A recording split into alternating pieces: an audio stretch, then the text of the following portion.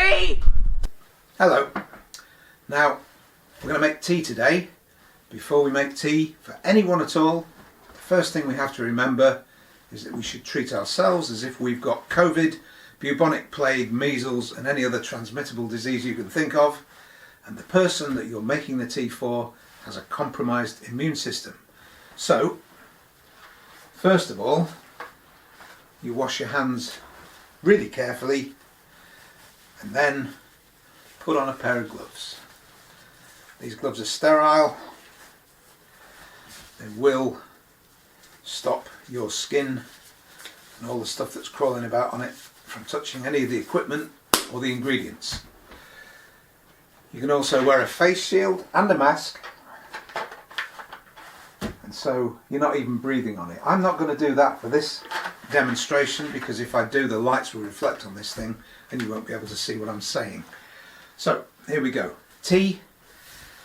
The most important ingredient of tea is not in fact tea, it's water. The water where we live here above chalk has been running through that chalk for millions of years. It picks up limescale, and limescale is something that you really don't want in your body, certainly not in your tea. So what do? We filter it, and we use one of these nice jugs.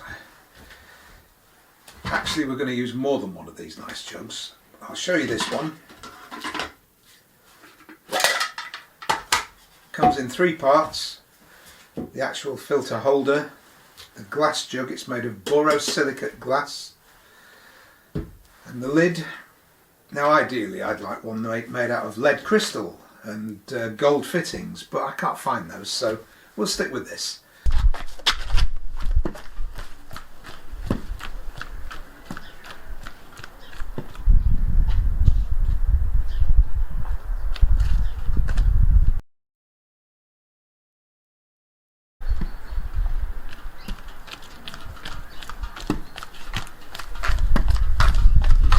Tea! You see? We'll put a filter in here, and these things come vacuum packed, they're sterile. You open them up, the filter sits in the bottom of this filter holder, nice and snug and tight in there, and that sits in the jug, and we put the lid on the jug. Never have to go in there again until we change the filter because you fill it from the top. There's a little inlet there. It comes with a little feature. If you press the button, you can hold it in for long enough. It will reset itself and turn blue. Now that blue means that it's a timer. It doesn't examine the contents of the filter or look at the quality of the water. It tells you that you're within 30 days of the last time you pressed that button.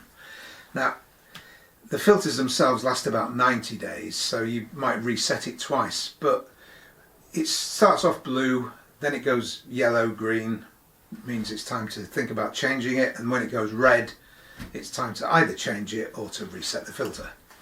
So, filtering the water once is great. It comes out the tap drinkable anyway. Filter it once, it's even better.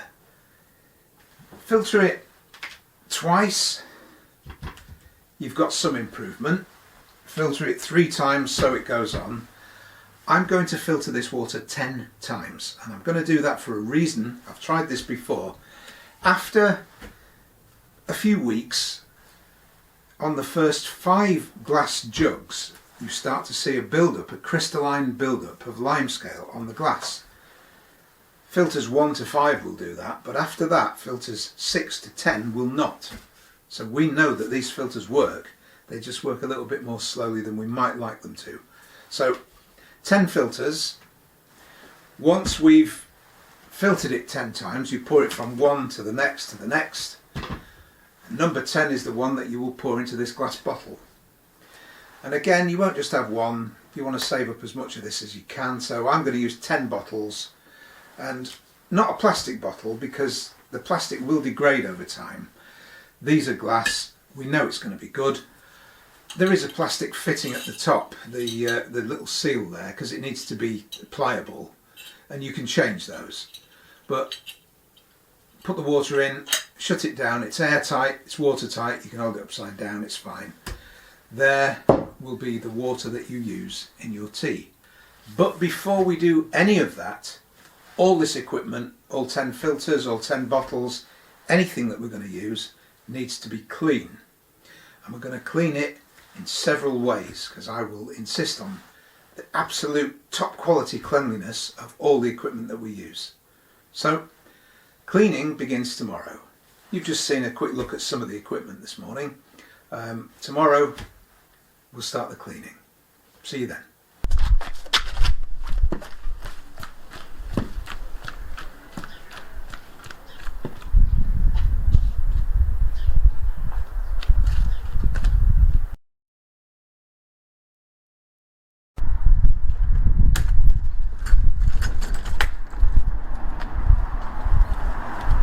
You want a pot to keep it hot?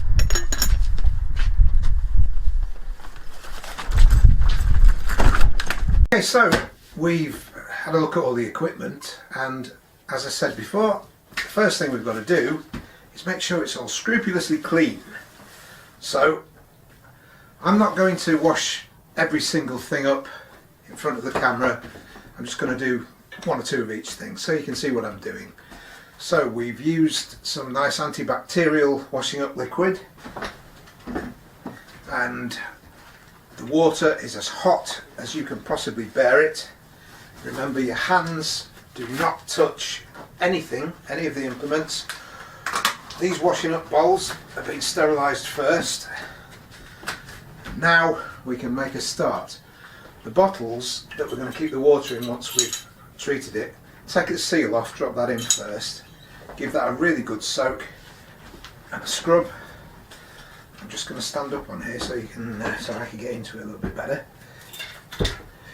We use brushes, we use sponges and wash-ups, we'll use cloths, and most of all we'll use bottle brushes to get right into them, right inside. Give them a good scrub with this bottle brush, very important. Give the outside and the inside a good scrub.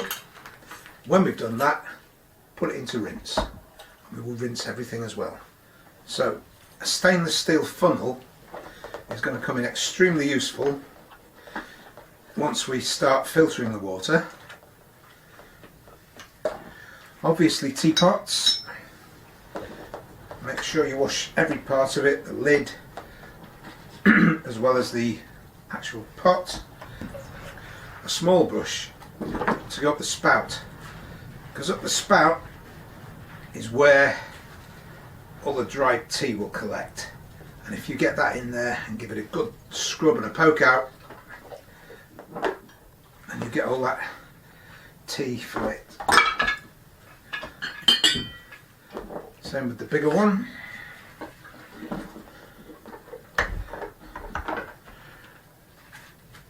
Poke that brush right down the spout.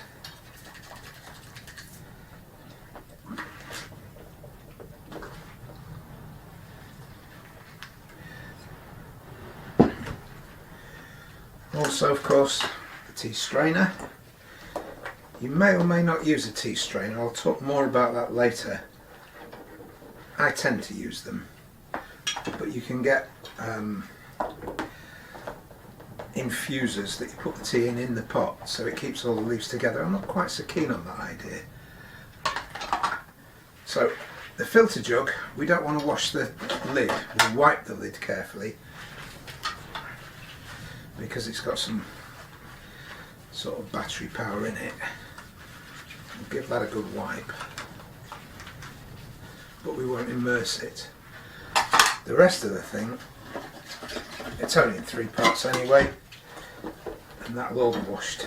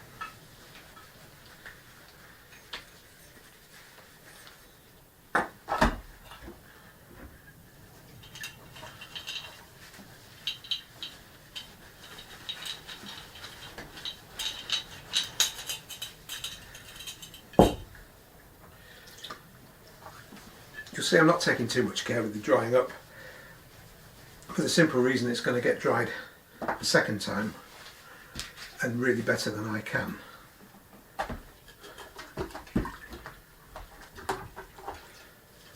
But this gives me a chance to examine everything that I've washed and make sure that there are no marks that I can see that are visible on there.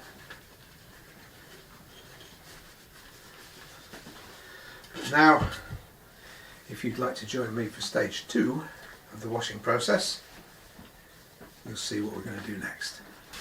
Now, the second stage of the cleaning process is this. You want a really good dishwasher.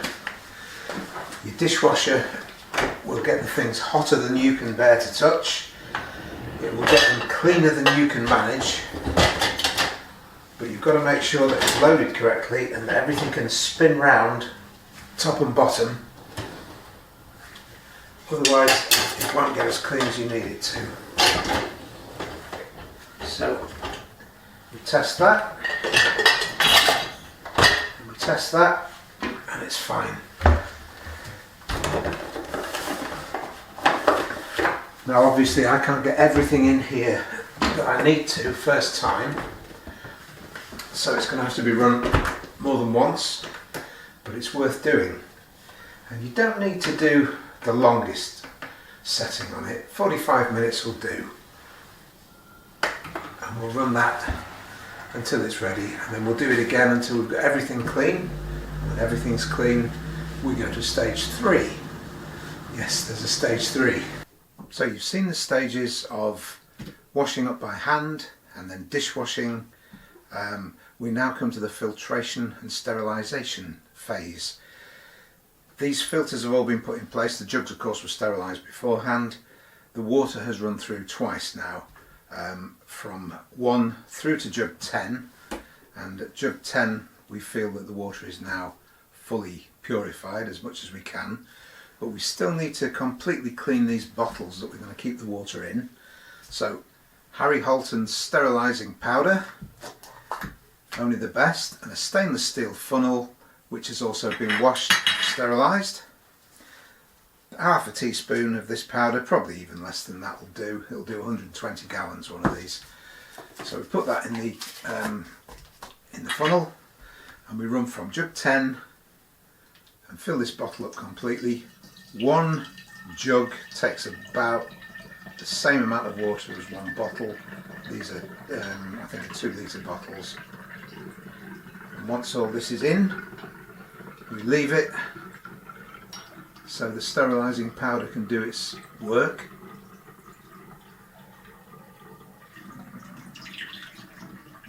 Nearly there.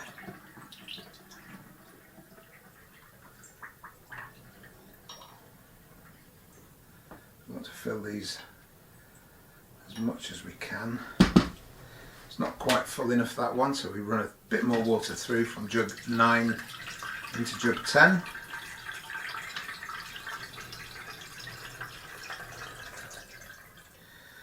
And we'll fill that again from jug 8, jug 7 goes to 8, all the way back to 1, so that everything has been filtered by these jugs at least 10 times.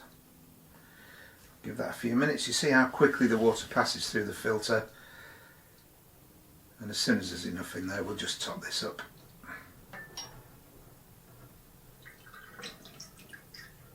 There we go. Put the top on it. Leave that. You can get away with 15 minutes, it'll be sterilised, but I'm going to leave them 24 hours just to make sure. Then we're ready, once the bottles are emptied and have been dried, to fill them up with this purified filtered water. And once that water has gone in, that is the stuff we're going to use to make the tea.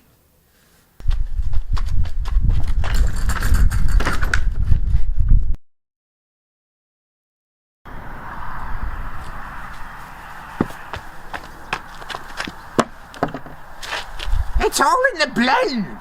Do you comprehend?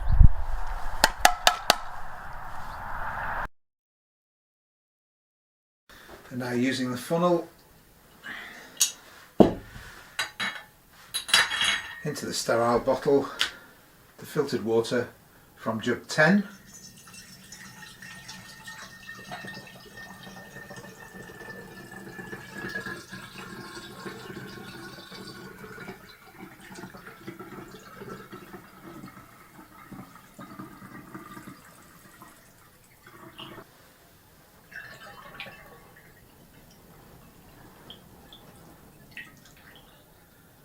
And we'll store that safely until we use it to make the tea, and that won't be very long.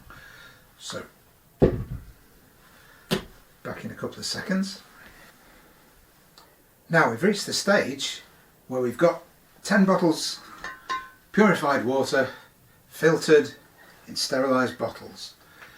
And we keep that safe because we've gone to a lot of trouble to do that. So the second ingredient of a cup of tea is the tea itself. You can see I've got a fair selection here.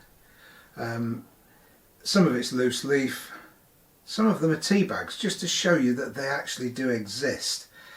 Now, tea bags started to come into fashion in this country from the early 50s. From about 1952, I think Lipton's introduced them. And I find that with tea bags, the best way to deal with them is to do this. Just follow me.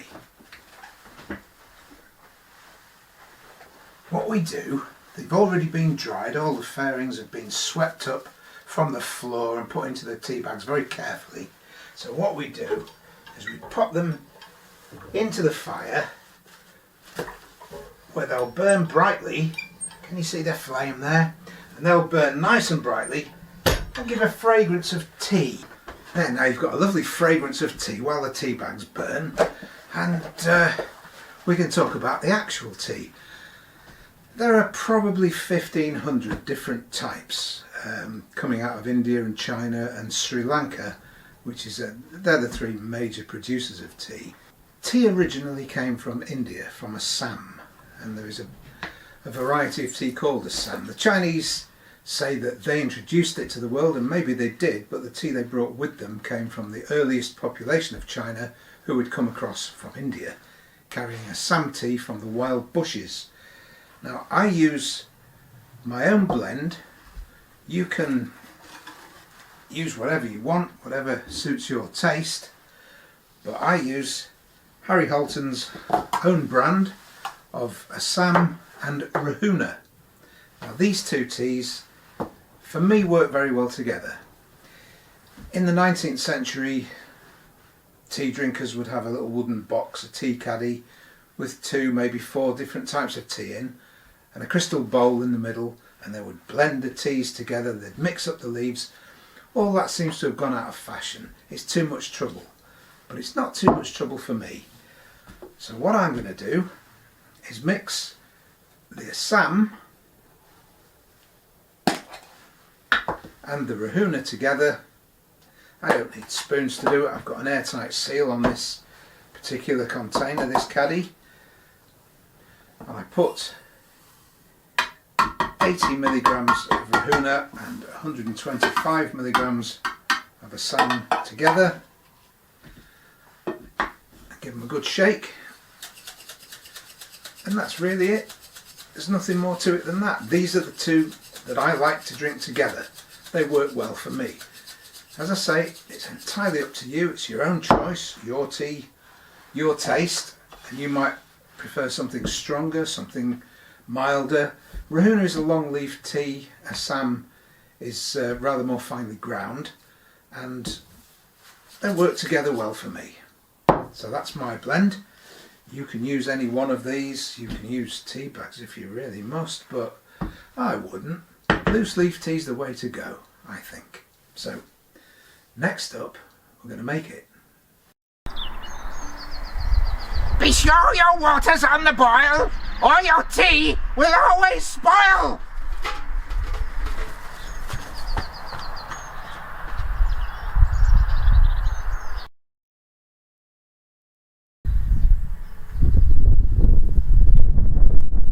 Don't be dozy, use a cosy. Just a quick word about tea cosies. Now, Most people don't use them anymore. People have no idea what they're for, really. If you ask somebody what's a tea cosy for, they might say, oh, it's to keep the tea in the pot warm while you have your first cup and enjoy that. Well, that's not what it's for at all. Even by the 30s they've got this sussed out. On the Brown Betty, Grandma would knit something like this, a nice woolen tea cosy, goes over the pot. You can stick the spout and the handle out, and there it is. Very cosy and lovely.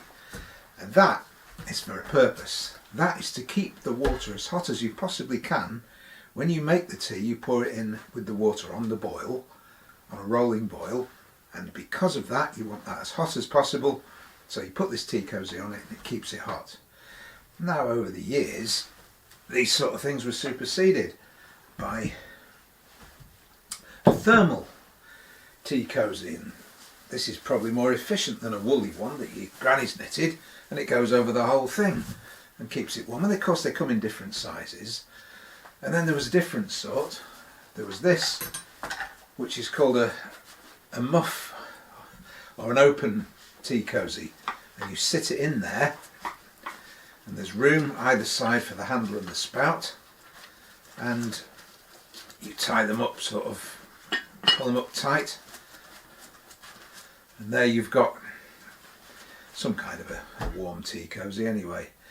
By the 50s, which was possibly the best point, the zenith of British tea making, before everybody got interested in tea bags and convenience, and even in the 50s the tea bags were there, but by the 50s we'd got these things, metal tea cosies, felt lined, that came with the teapot.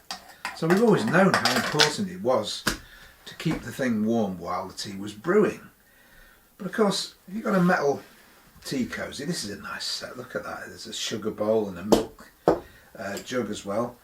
But you've got your metal tea cosy and it's felt lined. Why not do the job properly and over-engineer it so that having your metal tea cosy, then put it in a muff.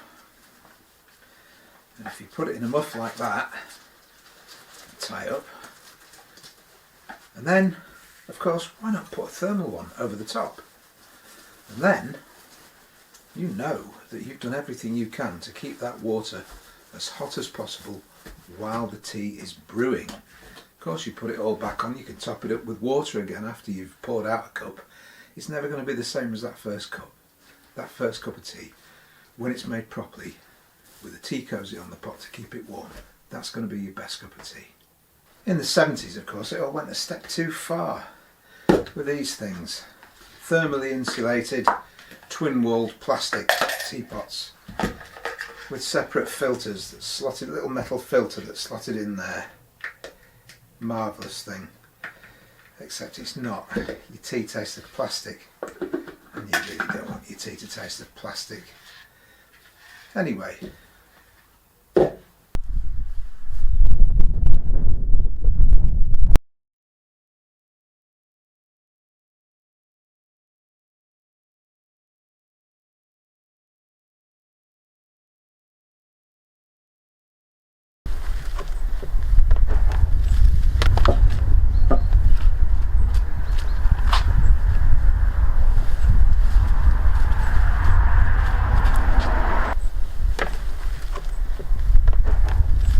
Okay, so we've talked about the hygiene aspect of it, the cleanliness, and then the water purification. We've talked about quality, the quality of the water that we're going to use, and we've talked about the quality of the tea and how we blend it. So now we're going to talk about technique. And the technique is really quite simple once you know what you're doing, but you should follow these steps and try to do the job as well as you possibly can. So first of all, we use not one kettle but two. We've gone to a lot of trouble with this water. You see how many times we've filtered it, and how we sterilised all the bottles. So having gone to all this trouble, we're not going to boil it twice. You must warm the pot, and we warm the pot with boiling water. So we'll boil a kettle full of water. But we won't then reboil what's in this kettle to use to make the tea, because this one is for the sole purpose of warming the pot. So we'll put that on, and the timing becomes quite critical. While we're waiting for that to boil, I'll tell you a little bit about why and why not to put the milk in first. It's an age-old debate, and there is a reason, or there was a reason, why you did it. When tea drinking first became popular in this country, crockery, earthenware, china was not of the same quality that it is now. And if you poured boiling water into some of it, it would crack. And so people put the milk in the cup first. The cups were far more delicate than a teapot. The cup, if you poured boiling hot tea into it, might crack. So you put the milk in first, it cooled it down a little bit, and there was no problem. Crockery technology improved and increased, and in time it became a way of insulting your host. If you poured the milk in first, you were implying that their crockery was not up to standard, and of course you didn't want to do that, so everyone poured the milk in last. That is an age-old thing. It's long ago, nobody's bothered anymore, and it's a question then of, do you want your tea hot? Do you want to cool it slightly by putting a metal spoon in it and stirring it? So ideally you should put the milk in first, because when you pour the tea in, it stirs itself. You get a better solution. Now, whether or not you choose to put the milk in last for your own reasons, that's up to you. Some people do, some people don't. But it's not a thing. It's not anything you need to worry about. Do it first or second. Just don't put it in the teapot. Don't put milk in the teapot. Now this kettle's about to boil. I'm going to make 2 pots of tea, and I'm going to show you 2 different ways of doing it. One by simply putting the leaves in, and the second way we'll use an infuser. So we just warm the pot.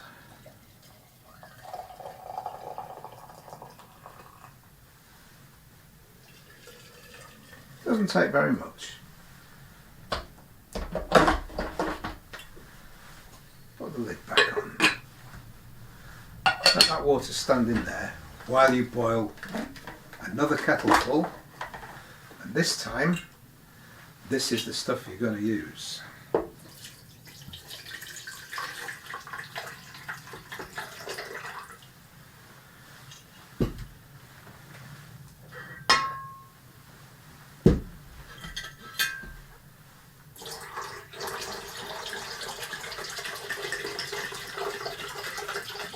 You think about all the processes that this water has been through to make it as clean and pure as you possibly can.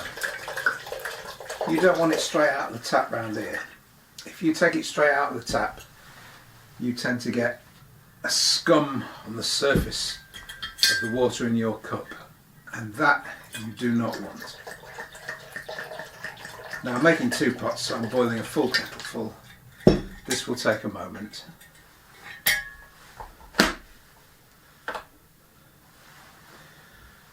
And all the time that this one's boiling, the teapots are warming up.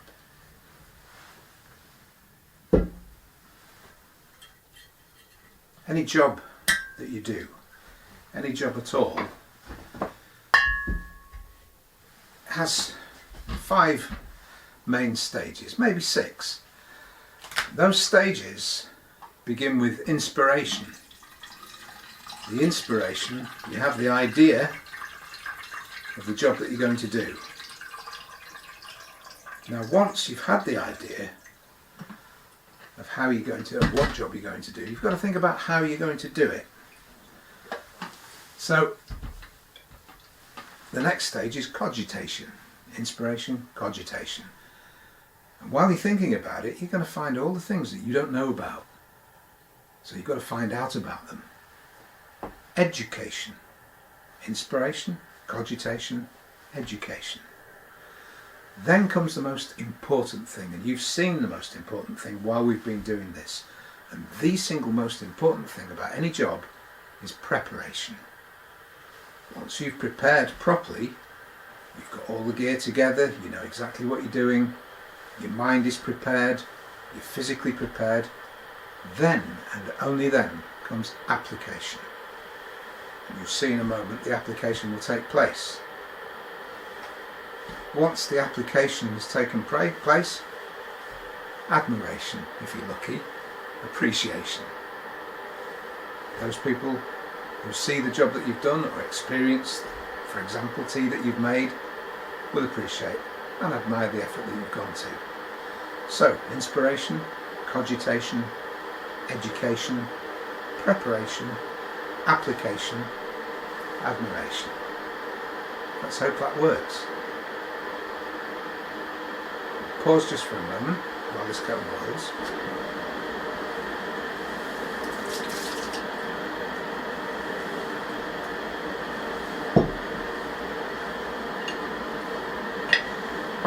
Now the pots are nice and warm, so caddy spoon, your tea blend. Remember, this is the Assam and Rahuna blend that we did earlier.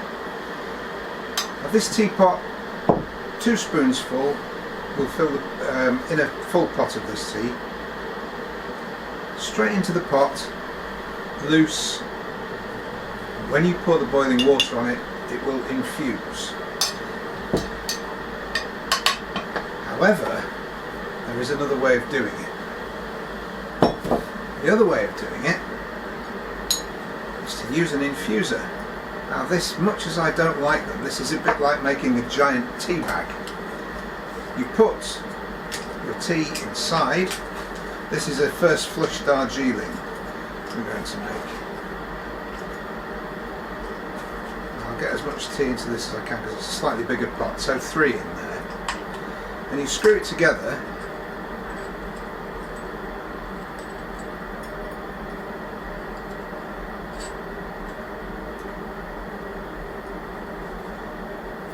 And each part of this, the top and the bottom, is pierced with very fine holes, and you pop that into the pot.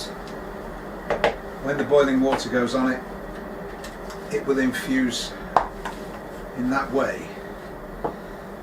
Some people say it's better because you don't have to use a tea strainer when you pour the tea out. We will anyway, but we'll see.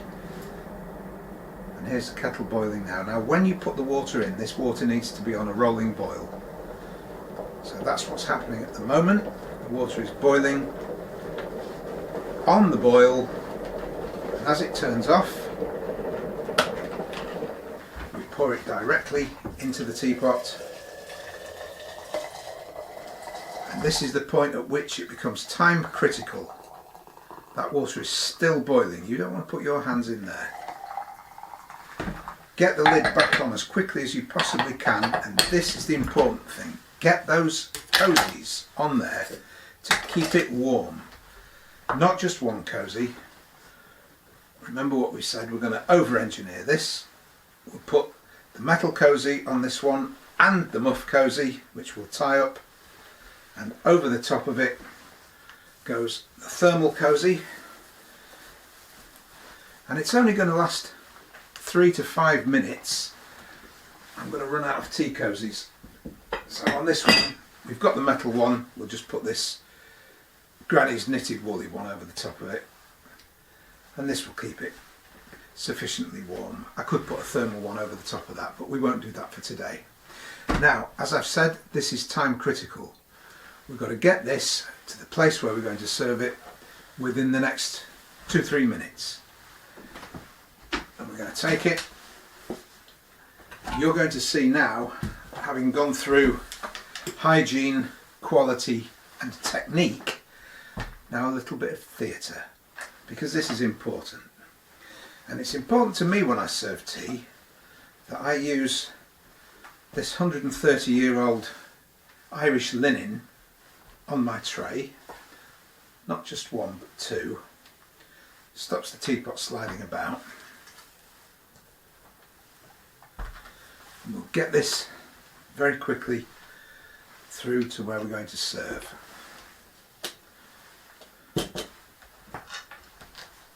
Off we go. Pour it out of the spout!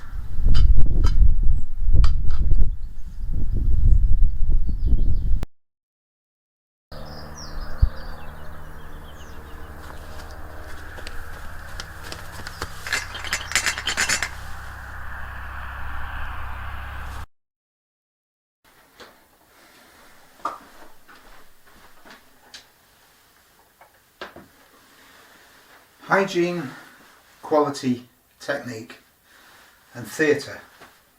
If you're serving tea for someone that you perhaps haven't met before, someone that you don't know, choice is what it's all about. Give them the choice. Some people like to take their tea with milk, without milk, with a sweetener, without a sweetener. So what I try to do is provide everything they could possibly want. So, skimmed milk, semi-skimmed, full fat, but they might be vegan or vegetarian. So, soy milk, oat milk, or almond milk, with all the necessary jugs and serving implements that you need. If they want sugar in their tea, well, we've got everything from dark muscovado to white sugar lumps. We've got brown sugar lumps. We've got golden granulated. We've got demerara. We've got, of course, plain white. We have Greek. We have Manuka. We have 3 other different types. We have 5 types of honey, 6 types of milk, 1, 2, 3, 4, 5, 6, 7 different sorts of sugar, 2 different types of tea, and you will have asked them if they have a preference for tea anyway.